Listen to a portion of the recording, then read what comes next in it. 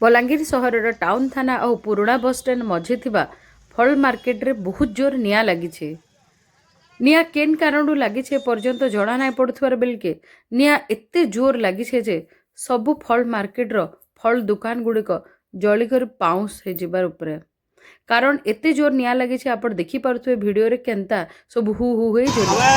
खाई जस्ट आसुनु इहादे आउ देखनु कि पुरुन मार्केट निया भरतरा लोग दौड़ी पलाउले बोले आम भावलु काना है बोल आम दुईटा सांग मोर सांग मुई जस्ट दौड़ी दौड़ी आसलु आउ देखनु जे निया लगी धुआं एंता ऊपर के ऊपर बाहरला आम भितर देखनु फास्ट किए अच्छन जो बेले आम बेसी बेसी आगे है बसला जो लोग के पालनु आम बाहर कर बसलु मुई निजे भी खड़िया खबर है मुई और मोर सांग डे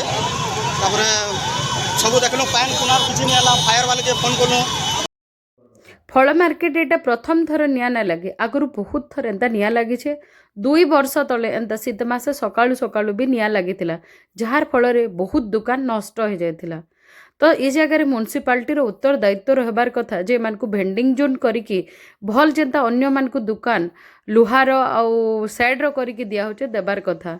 बाउंस रे तैयारी दुकान माने हेइथिबार लगी फल गुदाम गुड़ाक बहुत जल्दी नियार चपेट रे आसी जाउछे।